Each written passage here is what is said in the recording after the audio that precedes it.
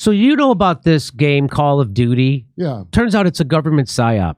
You're no kidding. And they have the doc. Well, I didn't know this, Kurt. This is for people who aren't as smart as you. No, I'm like not me. smart. I'm a nerd. Alan McLeod, that guy had on, and we're like, to make anything, you've got to have the U.S. government, well, like a Chinese minder, because you're depicting their stuff. And from the first start, when the first one came out years ago, I used to write for the Video Game Awards. In between so it's all, be like World War II. In fact, I always wondered why they keep releasing World War II games, because I don't know how many times we virtually had to fight World War II on PlayStation.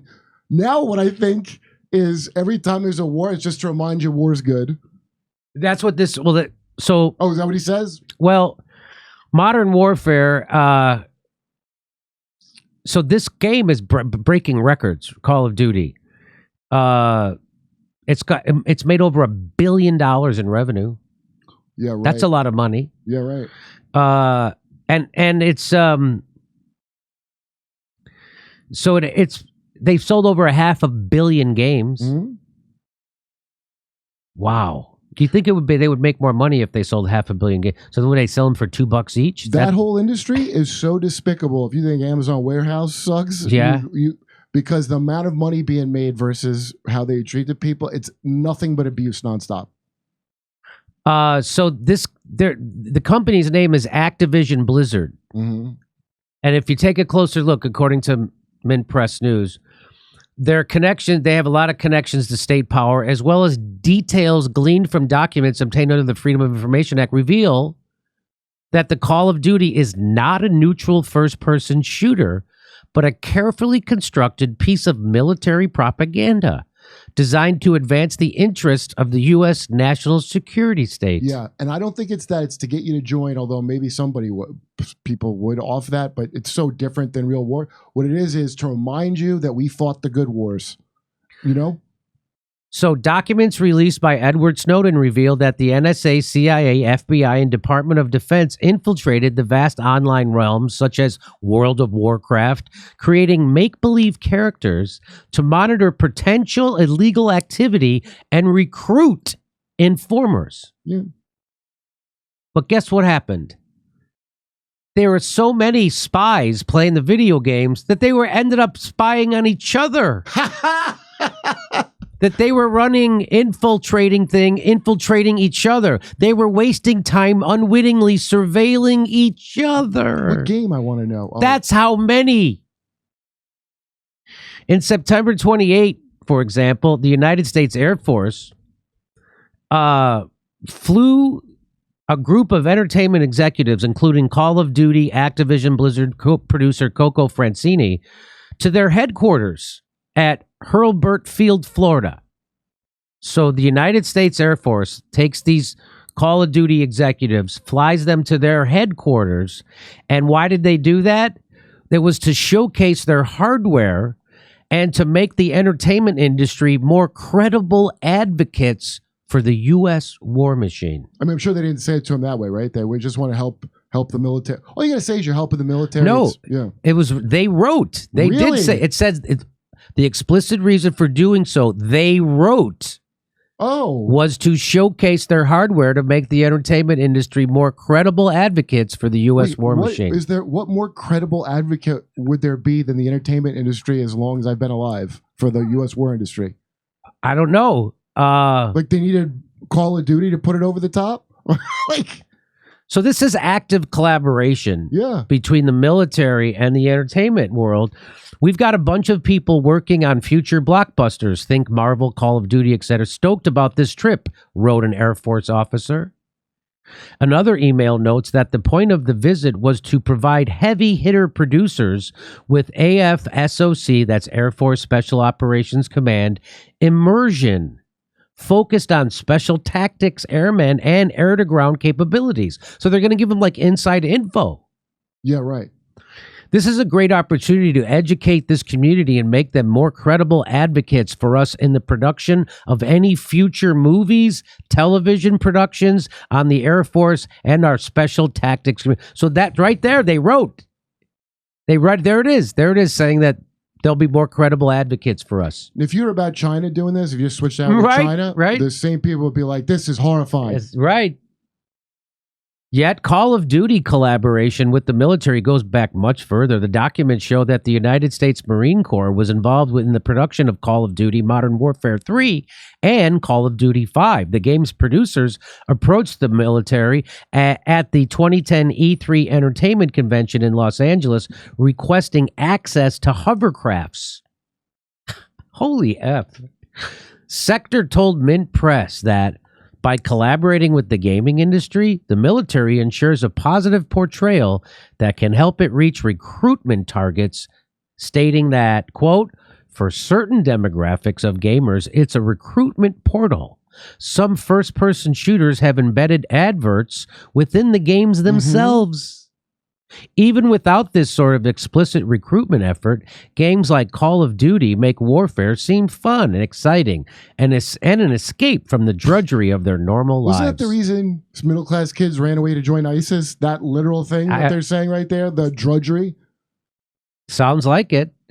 Not only does Activision Blizzard work for the U.S. military to shape its products, but its leadership board is also full of former high state officials.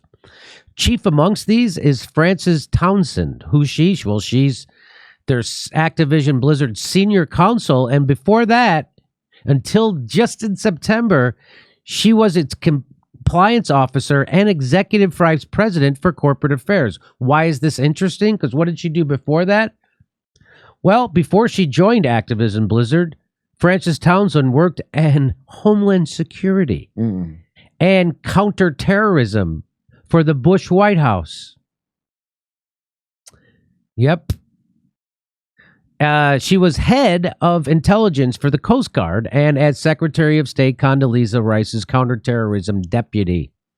In 2004, President Bush appointed her to his Intelligence Advisory Board. As the White House's most senior advisor on terrorism and homeland security, Townsend worked closely with Bush and Rice and became one of the faces of the administration's war on terror. One of her principal achievements was to whip the American public into a constant state of fear about the supposed threat of more al-Qaeda attacks, which never came. As part of her job, Townsend helped popularize the term enhanced interrogation techniques, a Bush-era euphemism for torturing people. Worse still, Lieutenant Colonel Stephen L. Jordan, the officer in charge of the notorious Abu Ghraib prison, alleged that Townsend put pressure on him to ramp up the torture program, reminding him many times that he needed to improve the intelligence output from the Iraqi They didn't jail. show that in Zero's Dark 30. These deep connections to the U.S. national security state can perhaps help partly explain why, for years, many have complained about the blatant pro-U.S. propaganda apparent throughout the games. The latest installment of Call of Duty Modern Warfare 2 is no exception. In the game's first mission, players must carry out a drone strike against a character named General Ghorbrani. The mission is obviously a recreation of Trump's administration's illegal 2020 drone strike against Iranian General Qasem Soleimani. The in-game general even bears a striking resemblance to Soleimani. So I guess that's the guy in the game, and that's the guy in real life. Yeah, right. And you know what's weird? In the final level, you go in and they pay for all your school loans. And I wondered why that was in the game. Call of Duty Modern Warfare 2 ludicrously presents the general as under Russia's thumb and claims that Ghorbrani is supplying terrorists with aid. In reality, Soleimani was the key force in defeating ISIS terror across the Middle East, actions for which even Western media declared him a hero. Just as Activision Blizzard is recruiting top State Department officials to its upper ranks, its games are celebrating the same State Department's most controversial assassinations. Wow, you know, that thing he just said about calling him a hero before, there's a CIA guy that will go on Rogan. Remember that guy? And I remember him saying, yeah, that guy was no ally in fighting terror, right? So, okay, maybe he's telling the truth and it's not this. But I didn't realize we were calling him a hero when he was doing it. He just pointed that out. Yes. So that's the thing, you know, when you personally get to meet a CIA person, you think they're not lying to you. They're always lying. And that's the mistake a lot of people make, is to take the only time they're telling you the truth is if they're telling you something that exposes the CIA's bullshit. If they're telling you anything else, if they're telling you Soleimani that's a lie. Well, then let's say he's telling the truth, but then why were you calling him a hero then? Right. Either way, you suck. Call of Duty, in particular, has been flagged up for recreating real events as a game missions and manipulating them for geopolitical purposes. In a culture where most people's exposure to games and films and TV shows and so on is far greater than their knowledge of historical and current events, these manipulations help frame the gamer's emotional, intellectual, and political reactions. This helps them turn into more general advocates for militarism, even if they don't sign up in any formal way. Yeah, that's how I take it. Because the real controversial one, I think it was Modern Warfare. There's a controversial, violent scene in video games. I didn't think about this until I just read this. But you are undercover with a Russian general who's rogue and wants, this is before now this level of Russia. Mm-hmm. And you go into an airport and shoot innocent people in the airport because you have to, because you're undercover. So it was controversial. Then at the end, a nuclear device goes off and your character dies and you play a new character. So that whole and people thought it was disturbing. It was oh, that was an awesome part of the game too, real art. So I wonder how that story beat, because it did seem like a thing. There's no video game that Grand Theft Auto. There's no kid. You can't no kids in it. They have standards where we don't allow this kind of stuff. And that was a very unusual thing at the time, to put you in the shoes of a guy who has to pose a Russian terrorist and shoot innocents. And it was controversial, but it was ultimately it was great art in a game because it made you. And now that I know the CIA was behind Jackson Pollock, I have suspicions. Well, so now, they point out that even Prince Harry, who was a helicopter gunner in Afghanistan, described his joy at firing missiles at enemies. I'm one of those people who loves playing PlayStation and Xbox, so with my thumbs, I like to think I'm probably quite useful, he said. If there's people trying to do bad stuff to our guys, then we'll take them out of the game, he added, explicitly comparing. So he's calling it a game. Megan says I'm not allowed to play games anymore. Yeah. U.S. forces even control drones with Xbox controllers. Yeah, blurring the lines between war games and war games even further. U.S. armed forces use the popularity of video games to recruit heavily among young people, sponsoring gaming tournaments, fielding their own U.S. Army esports team, and directly trying to recruit teams on streaming sites such as Twitch. The Amazon-owned platform eventually had to clamp down on the practice after the military used fake prize giveaways that lured impressionable young viewers onto recruitment websites. This is unbelievable. Yeah, I was I already knew, but I didn't know that. You didn't know this? Yeah, no, I did not. The Call of Duty franchise is particularly egregious, not only in its messaging, but because who the messengers are. Increasingly, the games appear to be little more than American propaganda masquerading as fun first-person shooters. For gamers, the point is to enjoy its fast-paced entertainment.